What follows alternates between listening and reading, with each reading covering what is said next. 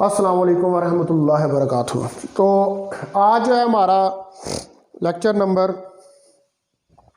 31 है और हमने चैप्टर जो है वो शुरू किया हुआ है फिज़िक्स ऑफ सॉलिड 17 चैप्टर जो है, तो उसको शुरू करते हैं। कल हमने जो है वो दो स्टडी किए थे, एक क्रिस्टल सॉलिड्स को स्टडी किया था और दूसरा हमने अमॉर्फस सॉलिड्स जो है वो स्टडी किए थे। तो आज हमने जो है वो पॉलीमर्स जो है उनको स्टडी करना है। तो लेक्चर नंबर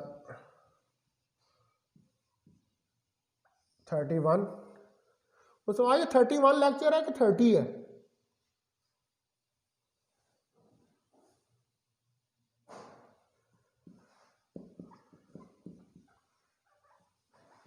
M2 फिजिक्स और चैप्टर जो है हमारे पास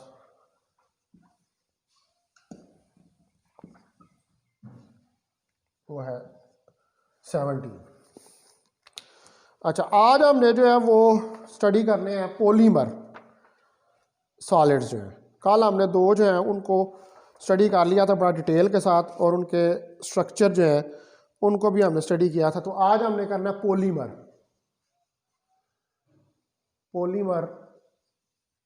सॉलिड्स। तो हमारे पास जो अमॉर्फस सॉलिड्स थे और जो क्रिस्टल थे, हमने देखा था कि जो क्रिस्टल है उनमें रेगुलर अरेंजमेंट ऑफ एटम्स होती है और जो अमॉर्फस सॉलिड्स होते हैं वो ग्लासी सॉलिड्स होते हैं, वो एक सॉफ्टन लिक्विड की फॉर्म में होते हैं, उनमें रेगुलर अरेंजमेंट ऑफ एटम्स नहीं होती। लेकिन जो पॉलीमर्स हैं ये अमॉर्फस और क्रिस्टल के, ठीक है, पॉलीमर जो है ये अमॉर्फस और क्रिस्टल के इन बिटवीन होते हैं, ठीक है। यानी कि इसको आप किसी हद तक क्रिस्टल भी कह सकते हैं और किसी हद तक इसे आप अमॉर्फस भी कर सकते हैं। तो पॉलीमर्स जो हैं ये मोर और लेस सॉलिड मटेरियल्स हैं जिनका स्ट्रक्चर जो है वो इंटरमीडिएट होता है बिटवीन ऑर्डर एंड डिसऑर्डर। यानी कि कुछ पोर्शन इनका ऑर्डर्ड होता है, जो ऑर्डर्ड पोर्शन होगा हम कहेंगे वहाँ पर ये बिहेव करते हैं एज ए क्रिस्टल, और जो डिसऑर्डर्ड पोर्शन होगा वहाँ पर हम कहेंगे कि ये बिहेव करते हैं एज ए अमॉर्फस सॉलिड्स। तो जो पॉलीमर्स हैं, polymers may be said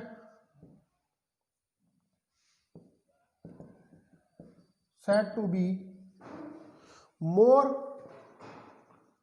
or less solids, ठीक है। उनका मोर और लेस हम इन्हें सॉलिड्स ही कह सकते हैं विद ए स्ट्रक्चर इंटरमीडिएट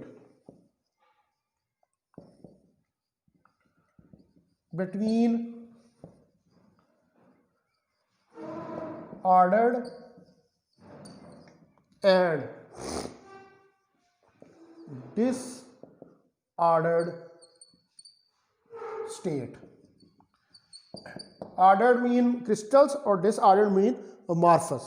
तो ये इंटरमीडिएट है, ये उनके इन बिटवीन है। ऑर्डर्ड और डिसऑर्डर्ड के ये इन बिटवीन है। ना ये मुकम्मल तौर पर क्रिस्टल होते हैं और ना ही ये मुकम्मल तौर पर जो है वो हम इनको कह सकते हैं कि ये अमॉर्फस सॉलिड्स हैं।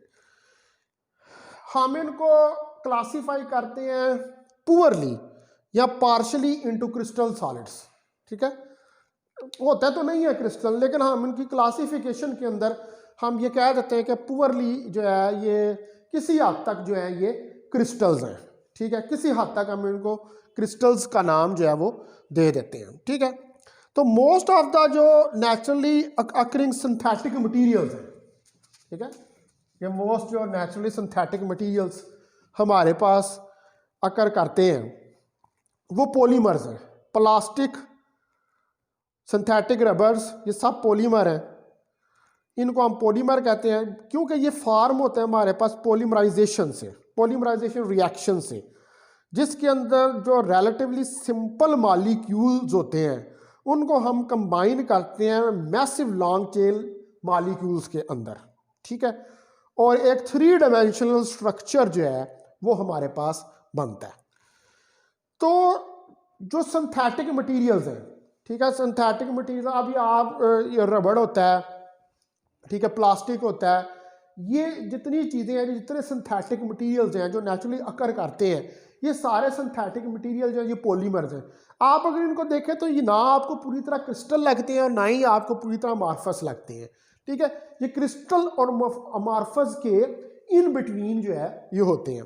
तो हम ये कह सकते हैं कि जो most of naturally occurring synthetic materials हैं, मोस्ट, इसका पहला पॉइंट है मोस्ट ऑफ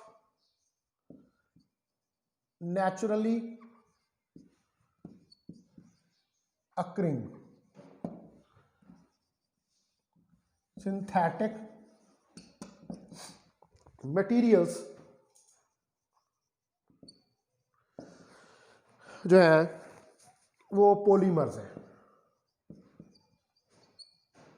और पॉलीमर्स। फॉर एग्जांपल,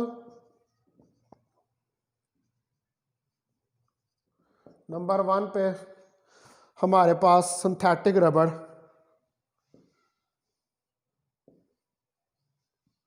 सिंथेटिक रबड़,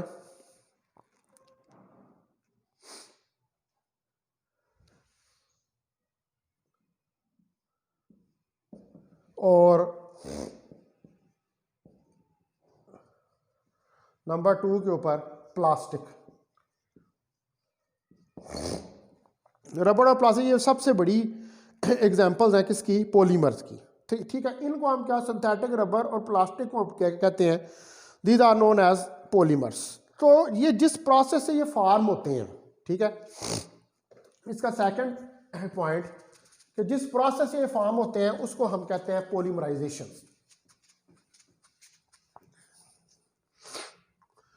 तो the process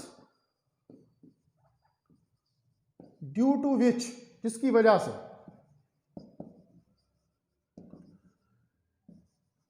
polymers are formed is known as polymerisation. तो उस प्रोसेस को हम पॉलीमराइजेशन का नाम देते हैं, जिसके जरिए हम इनको फॉर्म करते हैं। तो चूंकि ये पॉलीमराइजेशन से फॉर्म होते हैं, तो पॉलीमराइजेशन जब वो क्या प्रोसेस होता है जिसके अंदर इन पॉलीमराइजेशन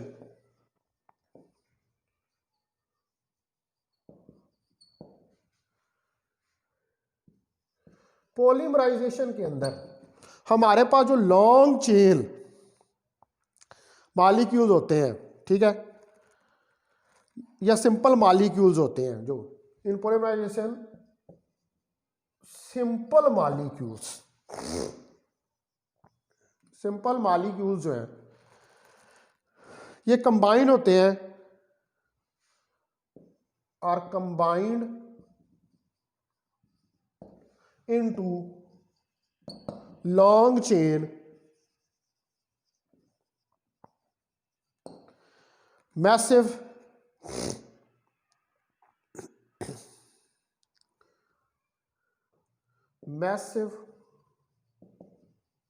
मॉलिक्यूल्स,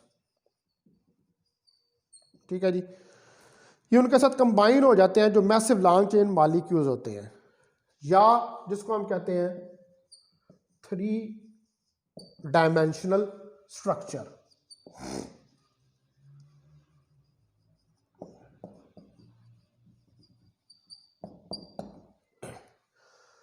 तो जो सिंपल मॉलिक्यूल्स होते हैं वो जो लॉन्ग चेन मैसिव, ये केमिस्ट्री की टर्म है, ठीक है। तो वो लॉन्ग चेन जो मैसिव मॉलिक्यूल्स हैं उनके साथ कंबाइन हो जाते हैं, यानी कि 2 किस्म के मॉलिक्यूल्स जो हैं वो आपस में कंबाइन होते हैं, ऑर्डर और डिसऑर्डर के। तो वो जब आपस में कंबाइन होते हैं तो हमारे पास एक 3 डायमेंशनल स्ट्रक्चर जो है वो बन जाता है, और उस 3 डायमेंशनल स्ट्रक्चर को हम क्या कहते हैं, उसे हम पॉलीमर का नाम देते हैं। ठीक है, अब इसके जो कैरेक्टरिस्टिक्स हैं, ठीक है,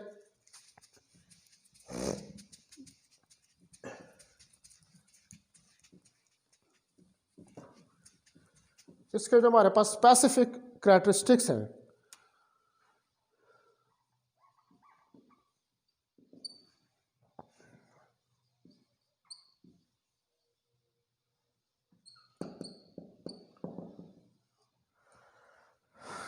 ये मटेरियल्स जो होते हैं इनकी हमारे पास लो स्पेसिफिक ग्रेविटी होती है with even the light metals.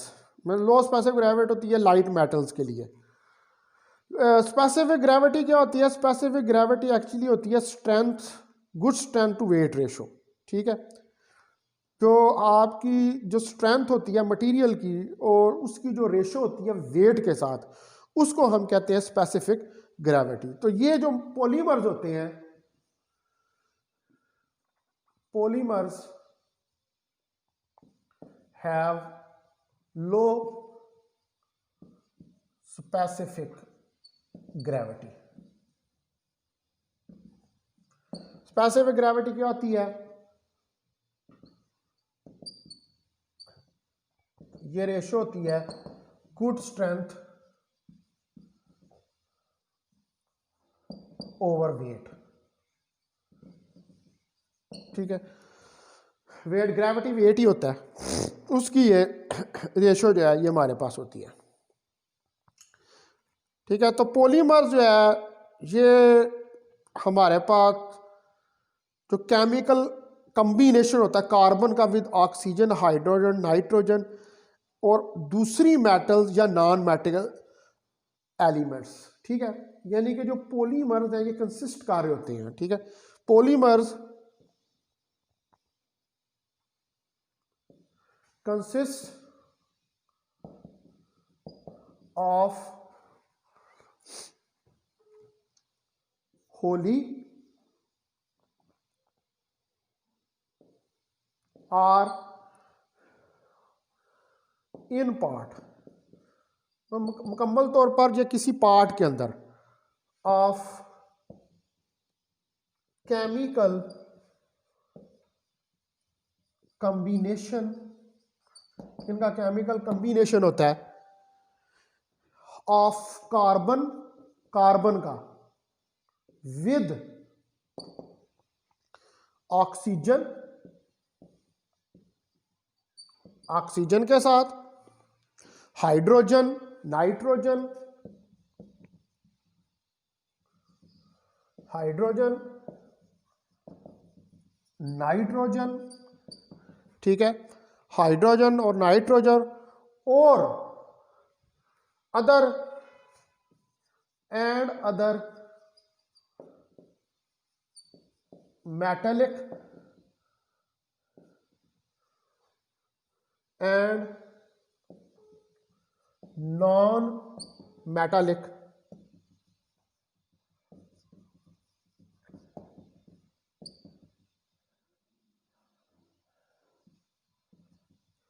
और नॉन मेटालिक हमारे पास जो हैं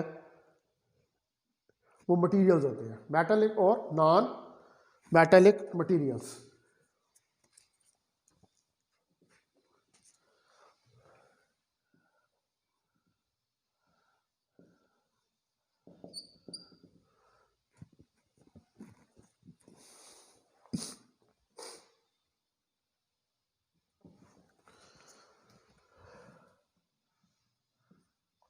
और नॉन मेटालिक मटेरियल्स।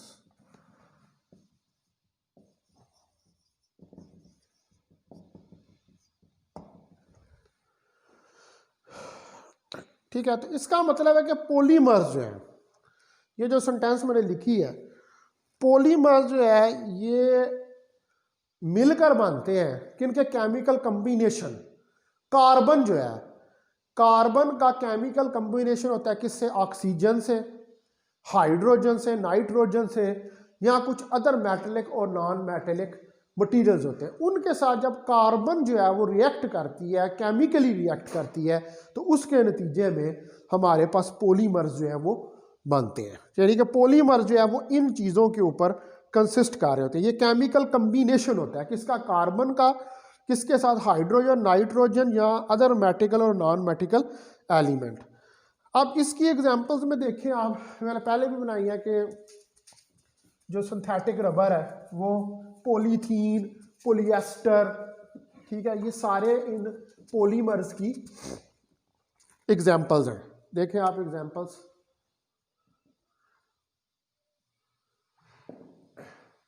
तो नंबर 1 के ऊपर हमारे पास पॉलीथीन,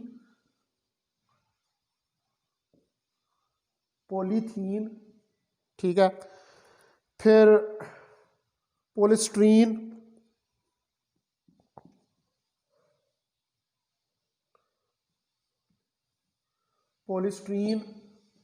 नायलॉन, ठीक है, पॉलीथीन, पॉलीस्टीरीन, नायलॉन। दूसरे नंबर पर नेचुरल रबर,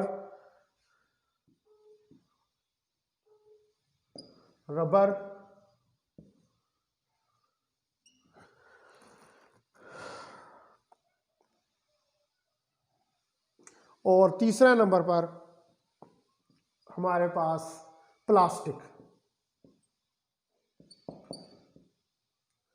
अच्छा, ये जो नेचुरल रबर होता है ये कंपोज्ड होता है, natural rubber is composed in A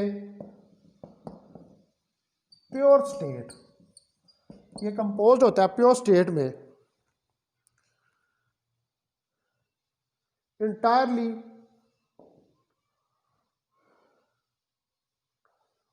entirely of hydrocarbons with a chemical formula C5H6।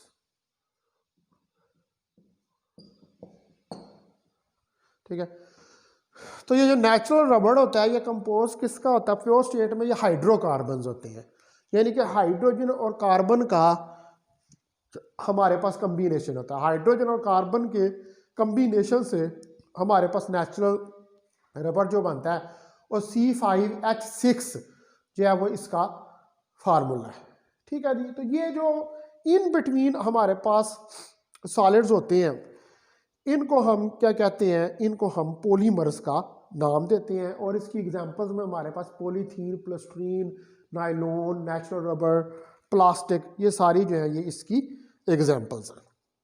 ठीक हो गई जी बात। अब आ जाए हम नेक्स्ट, चूंकि हम सॉलिड्स के स्ट्रक्चर को स्टडी करना चाह रहे हैं, सॉलिड्स की प्रॉपर्टीज देख रहे हैं।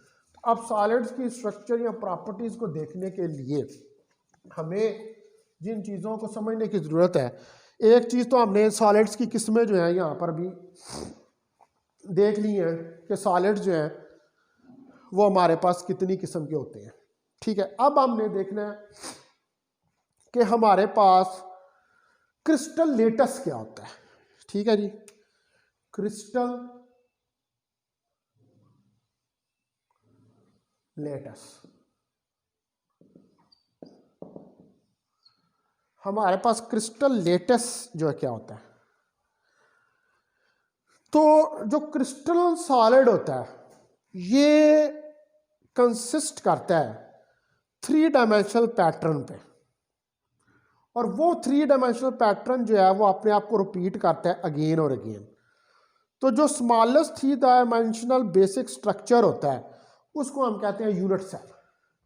3 डायमेंशनल पैटर्न, तो इसकी मैं आपको जो सिंपल सी एक एग्जांपल देता हूँ कि जो एक ईंट होती है, एक ईंट, उस ईंट को लेकर बहुत सारी आप ईंटें इकट्ठी जोड़ दें, तो जब बहुत सारी ईंटें इकट्ठी जुड़ती हैं तो उनके जुड़ने की वजह से हमारे पास एक बिल्डिंग जो है वो फॉर्म हो जाती है, एक बिल्डिंग जो है वो बन जाती है।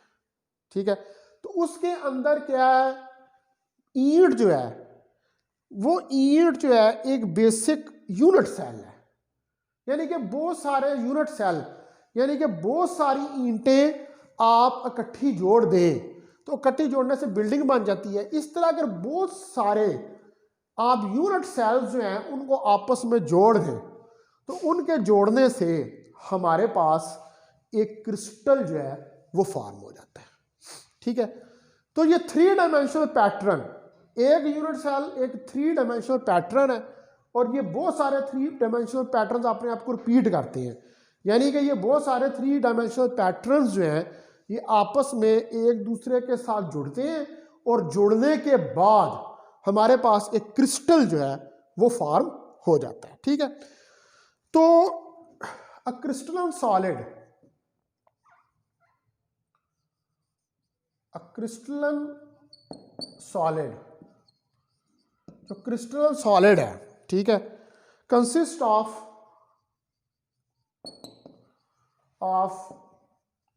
3 डायमेंशनल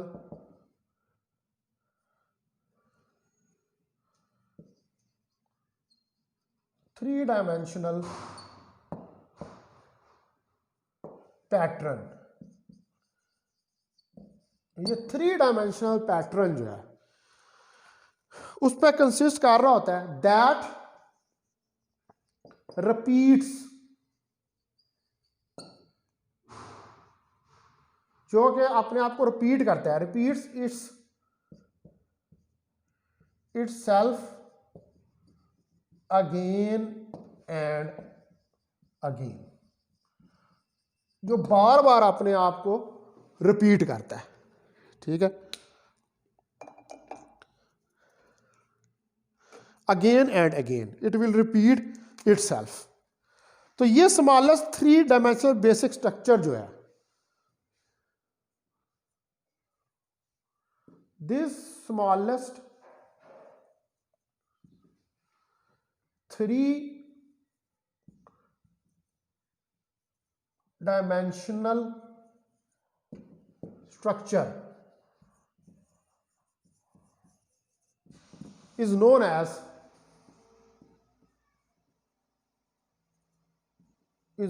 a, ये जो स्मॉलेस्ट 3 डायमेंशनल स्ट्रक्चर है, it is known as unit cell. इसको जो है हम क्या कहते हैं, इसको हम यूनिट सेल का नाम जो है वो देते हैं। यानी कि ये एक ईंट है, ये 3 डायमेंशनल जो स्ट्रक्चर है, जो यूनिट सेल है, ये क्या है, ये एक ईंट है और ये जब सारी ईंटें आपस में मिलती हैं तो बिल्डिंग बन जाती है और ये सारे यूनिट सेल जब आपस में मिलते हैं तो हमारे पास एक क्रिस्टल लैटिस जो है वो बन जाता है। ठीक है, तो द होल स्ट्रक्चर, जो पूरा स्ट्रक्चर है आपके पास,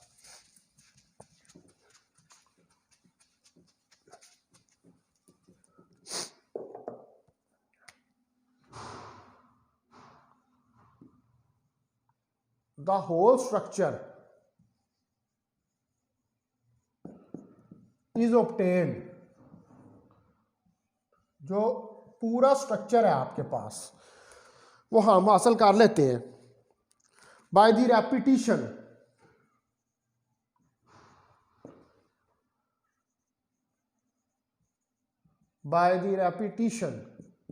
रेपिटिशन से of the unit cell,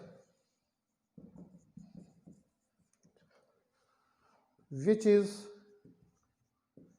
known as crystal lattice। यानी कि ये जो बहुत सारे यूनिट सेल आपस में जुड़ते हैं और जुड़ने के बाद ये क्या करते हैं, जब ये रिपीटेडली आपस में जुड़ते हैं तो ये क्रिस्टल लैटिस जो है उसको बना देते हैं। ठीक है, मिसाल के तौर पे जो सोडियम क्लोराइड है, अगर इसके हम एग्जांपल देखें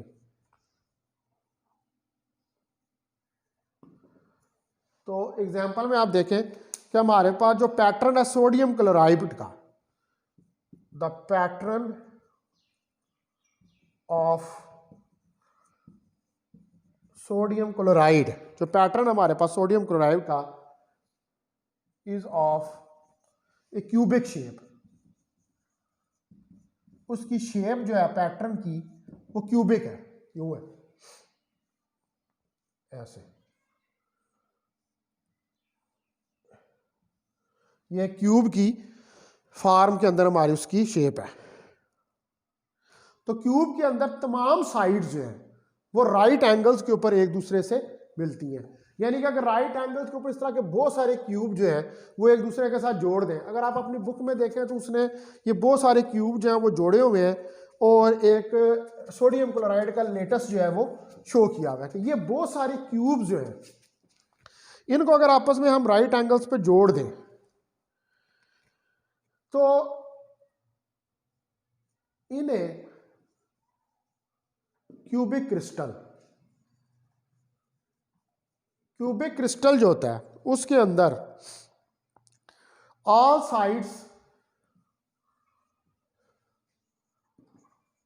मीट, सारी साइडें जो हैं वो मिलती हैं एक दूसरे के साथ एट राइट एंगल्स, यानी कि राइट एंगल्स का मतलब है कि 90 डिग्री के जाविये के ऊपर ये सारे क्रिस्टल्स जो हैं ये आपस में जुड़ जाते हैं। ये फिगर बनाई हुई है उसने, आप इसको देख सकते हैं। कुछ और क्रिस्टल शेप्स भी होती हैं जिनके अंदर कॉर्नर्स होते हैं कि जो कि one or more of the angles are not right angles, लेकिन यानी कि कुछ शेप्स ऐसी भी होती हैं कि जिनके अंदर एक या दो से ज़्यादा एंगल्स जो हैं वो राइट एंगल्स नहीं होते, यानी कि उनमें राइट एंगल्स के अलावा दूसरे एंगल्स भी हो सकते हैं, ठीक है। लेकिन जो क्यूबिक शेप है, ये जो फिगर आपकी बनी हुई है, ये सारे जो है ये राइट एंगल्स के ऊपर एक दूसरे के साथ जो है वो जुड़े हुए हैं। तो क्रिस्टल लेटस जो है, अगर क्रिस्टल लेटस को हम एक और डेफिनेशन से डिफाइन करें कि हमारे पास हर पॉइंट जो होता है, लेटस क्या होता है, लेटस होते हैं array of points in space. वैसे अगर लेटस को डिफाइन करें ना तो लेटस क्या है, लेटस क्या है, लेटस की डेफिनेशन लिखने लगा, अरे of points in space is known as lattice, ठीक है। जो अरे ऑफ पॉइंट्स है हमारे पास स्पेस के अंदर, मिसाल के तौर पर यूं ये कुछ स्पेस है, इसके अंदर ये पॉइंट्स पड़े हुए हैं, ठीक है। तो ये जो अरे ऑफ पॉइंट्स है इन स्पेस, इसको हम कहते हैं लेटस। और जब इन पॉइंट्स के ऊपर जो है वो हमारे पास एटम्स आ जाए, ठीक है, ठीक है, जो बेसिस हैं उनके ऊपर हमारे पास एटम्स आ जाए तो फिर हमारे पास जो है वो एक क्रिस्टल फॉर्म हो जाता है। यानी कि अगर क्रिस्टल की हम इक्वेशन लिखना चाहें तो हम कहेंगे क्रिस्टल जो है it is equal to lattice plus basis, ठीक है। ये लेटस और बेसिस, बेसिस क्या होती है, ग्रुप ऑफ एटम्स। क्रिस्टल की इक्वेशन क्या है, क्रिस्टल बेसिकली बनता है लैटिस प्लस बेसिस। तो बेसिस क्या होती हैं, बेसिस होती हैं ग्रुप ऑफ एटम्स, यानी कि जब एटम्स जो है वो इन पॉइंट्स के ऊपर आते हैं, ये जो स्पेस के अंदर पॉइंट्स हैं लेटस के ऊपर, जब ये आपस में कंबाइन होते हैं तो एक क्रिस्टल जो है वो हमारे पास बन जाता है, ठीक है जी। अब ये तो मैं थोड़ा सा इंट्रोडक्शन था लेटस का, क्रिस्टल लेटस का, कि ये क्या चीज़ होती है, यूनिट सेल क्या होता है उसका। अब हमने जो आगे चीज़ देखनी है वो हमने मैकेनिकल प्रॉपर्टीज जो है, मैकेनिकल प्रॉपर्टीज ऑफ सॉलिड्स, जो मैकेनिकल प्रॉपर्टीज़ हैं सॉलिड्स की उनको स्टडी करना है। मैंने आपको इस चैप्टर के शुरू के अंदर यह चीज़ बताई थी कि हमने जो है इस चैप्टर के अंदर मैकेनिकल प्रॉपर्टीज़, इलेक्ट्रिकल प्रॉपर्टीज़ और मैग्नेटिक प्रॉपर्टीज़ जो है इनको स्टडी करना है, ठीक है, डिटेल के साथ। और मैकेनिकल प्रॉपर्टीज़ के अंदर हमने जो चीज़ें स्टडी करनी है उसमें हमने डीफॉर्मेशन ऑफ सॉलिड्स देखनी है, स्ट्रेस देखना है और इलास्टिसिटी देखनी है। फिर उसके बाद हमने स्ट्रेस और स्ट्रेन को डिफ़ाइन करना है, बल्क मॉडुलस को, यंग मॉडुलस को, इन सारी चीज़ों को हमने जो है वो डिफ़ाइन करना है। ठीक है, तो फिर आज जो लेक्चर है यहीं पर एंड करते हैं और इंशाल्लाह ताला फिर कल मुलाकात होगी। तो कल जो है वो फिर हम ये वाली चीज़ें जो मैं आपको बता रहा हूँ, deformation, stress, strain, bulk modulus, young modulus, इनको डिटेल के साथ स्टडी करेंगे। ठीक है, ओके फिर।